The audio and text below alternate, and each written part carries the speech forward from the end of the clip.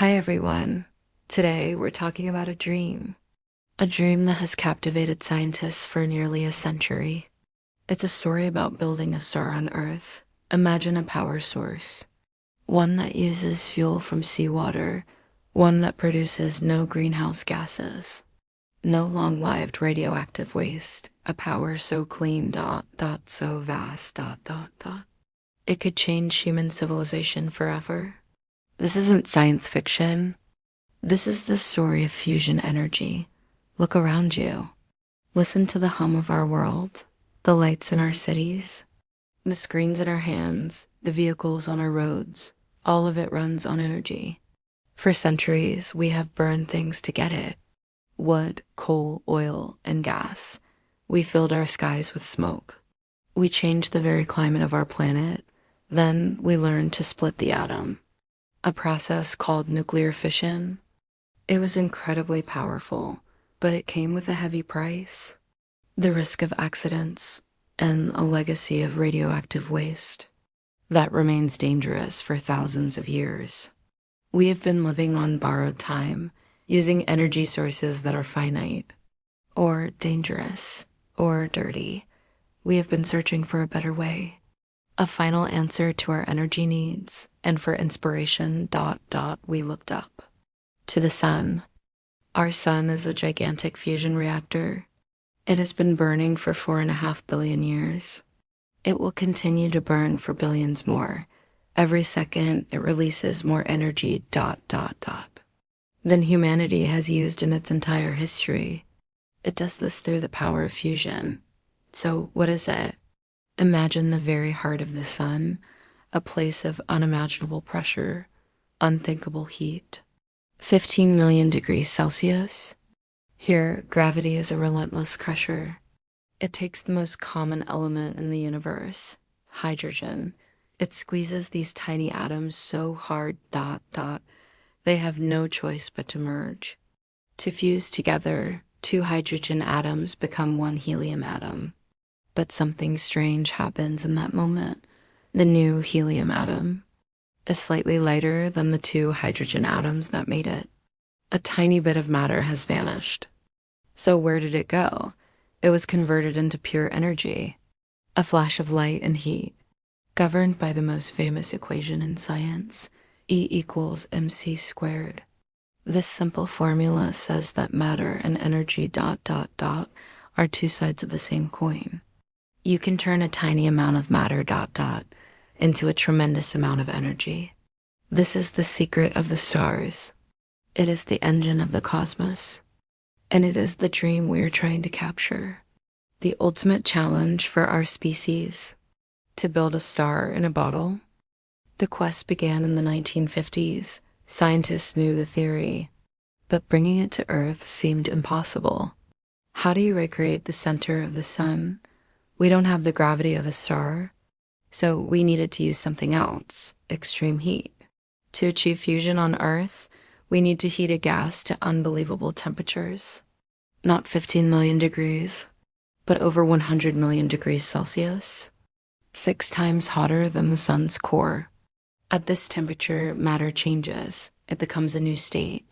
Not a solid, not a liquid, not a gas. It becomes plasma. A swirling, superheated soup of atomic particles. This plasma is the fuel for fusion. But this creates a monumental problem. What container can possibly hold something so hot? Any material it touches would instantly vaporize. The solution was as brilliant as it was difficult. You don't hold it with matter, you hold it with forces. You build a magnetic bottle. This idea led to the creation of a machine with a strange Russian name, the tokamak. Imagine a giant hollow donut, a vacuum chamber shaped like a torus. Now wrap this donut in colossal magnets, some of the most powerful magnets ever built. When you turn them on, they create an intense, invisible cage, a twisting magnetic field inside the chamber. Then you pump in your fuel, 2 heavy versions of hydrogen, deuterium and tritium. You heat this gas with powerful electrical currents. It becomes plasma, a shimmering, glowing ribbon of energy, trapped by the magnetic fields. It floats in the center of the chamber, never touching the walls, a miniature star held in place by magnetism. As the temperature climbs past 100 million degrees, the atoms in the plasma begin to fuse, releasing a burst of energy. This is the most popular approach in the world.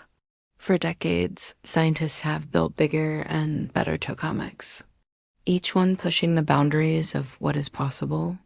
Today, the grandest of them all is being built in France. It is called ITER, the International Thermonuclear Experimental Reactor. It is one of the most ambitious science projects in human history. 35 nations are working together, pooling their resources and knowledge. The ITER tokamak will be a titan as tall as a 6-story building, weighing 23,000 tons. Its goal is not to generate electricity. Its goal is to prove the principle, to produce 10 times more energy from fusion ... than is used to heat the plasma. It is a monumental step. But the magnetic bottle is not the only idea. There is another way to build a star, one that uses not a steady grip, but a sudden, overwhelming force. This approach is called inertial confinement fusion. Instead of holding the plasma for a long time, you try to create fusion in a fleeting instant. Imagine a tiny, perfect sphere, a capsule no bigger than a peppercorn. Inside it is a frozen layer of deuterium and tritium. This tiny sphere is placed in the center of a large chamber, and then ... the lasers fire. Nearly 200 of the world's most powerful laser beams, all focused on that one tiny point. For a few billionths of a second, they unleash an incredible amount of energy. The surface of the capsule explodes outward. This creates an opposite reaction, an inward moving shockwave, like a rocket. This shockwave crushes the fuel inside, compressing it to densities greater than the center of the sun. The pressure and temperature become so extreme that for a brief, brilliant moment, the fuel ignites, fusion happens. It is like creating a microscopic star that lives and dies in less than a nanosecond. The world's largest laser facility is in California. It is called the National Ignition Facility, or NIF. For years, NIF and other laser projects struggled, just like the tokamaks. They could create fusion, but it always took more energy to power the lasers than the fusion reaction produced. This was the Great Wall, the single biggest challenge in the entire field. It has a scientific name, net energy gain, or ignition. It is the holy grail of fusion research. For more than 70 years, it remained a dream. Scientists would pour enormous amounts of energy in and get only a fraction of it back out. The critics grew louder. They said fusion was a fantasy, a money pit that would never deliver. They said it was always 30 years away. And for a long time, it seemed they might be right. The quest was long. The progress was slow. But the scientists never gave up.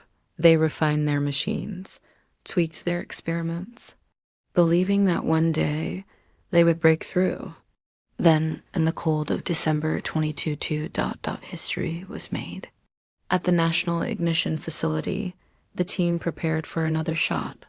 Shot number 221,204. The target capsule was placed in the chamber. The countdown began. The building hummed with stored energy. And then the lasers fired. 2 megajoules of laser energy focused on the target. In the control room, there was silence. The scientists waited, holding their breath. Then the data from the sensors came in.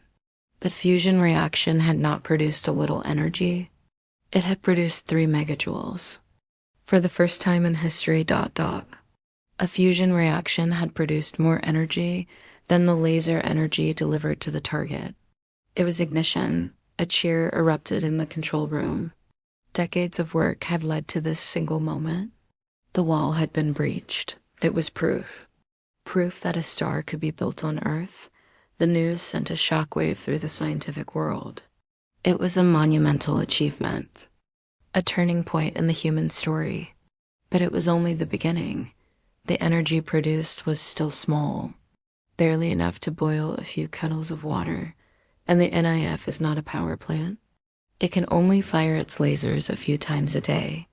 A real power plant would need to do this 10 times per second.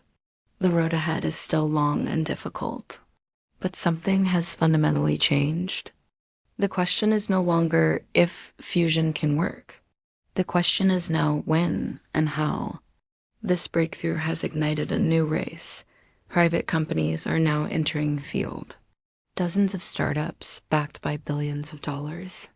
They are exploring new, innovative designs, smaller, more efficient tokamaks, different types of lasers, radical new ideas that could accelerate the timeline. The dream of a fusion-powered world is starting to feel tangible. So what would that world look like? Imagine a future free from energy scarcity. The primary fuel for fusion is deuterium. It can be extracted from ordinary seawater. The oceans contain enough deuterium to power our entire civilization for millions of years. It is virtually limitless. Imagine a power source that is fundamentally safe. Fusion reactors cannot melt down like a fission reactor. The reaction is incredibly difficult to sustain. If anything goes wrong, the plasma cools ... and the reaction simply stops instantly. There is no chain reaction to run out of control. Imagine a world with clean air. Fusion produces no carbon dioxide, no pollutants that cause acid rain or smog. The only byproduct is helium, an inert, harmless gas that we use to fill balloons.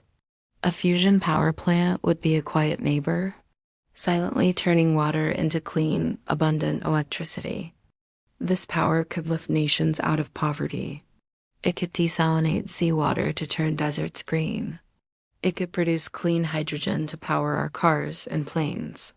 It could even power the ships that take us to other planets. It would be the greatest technological leap in human history, the dawn of a new, clean era. It sounds like a perfect solution, so what's the catch? The reality is that fusion is hard, incredibly hard. The engineering challenges are immense. We need to build machines that can handle conditions hotter than the sun. The materials used to build the reactor walls are constantly bombarded by high-energy particles from the fusion reaction. Over time, these materials degrade and become brittle. We need to develop new, stronger materials. Then there's the fuel. Deuterium is abundant, but its partner, tritium, is extremely rare, and it is radioactive. The plan is for fusion reactors to breed their own tritium. The reactor walls will be lined with another element, lithium. When particles from the fusion reaction hit the lithium, they will create new tritium atoms. The reactor would create its own fuel. But this technology is still in development. And finally, there is the cost. Building these first-of-a-kind reactors is astronomically expensive. ITER, the international project, has a budget of over $20 billion. Who will pay for this new generation of power plants? Can we build them fast enough to make a difference for climate change? These are the tough questions that scientists and engineers are working on now. The path from scientific breakthrough to a commercial power grid is a marathon, not a sprint. It will likely take decades. It will require massive investment and continued international collaboration. So where does that leave us? We are living in a remarkable time. We are the generation that witnessed ignition. We are the generation that proved a star could be made on Earth. We stand at a crossroads. Behind us lies a history of burning things, of finite resources and a changing climate. Ahead of us lies the promise of a different future. A future powered by the same fire that lights the stars. The quest for fusion is more than just an energy project. It is a testament to human curiosity, our ambition, and our refusal to accept limits. It is our attempt to reach into the cosmos ... and bring its power home. Will we succeed? Will our grandchildren live in a world lit by miniature suns? The answer is not yet written, The work is hard. The challenges are real, but for the first time, the dream of fusion energy feels closer than ever before. It is a glimmer of dawn on a long, dark night, the dawn of the stellar age. If you enjoyed this story, please like and comment any mystery you'd like us to cover. Goodbye.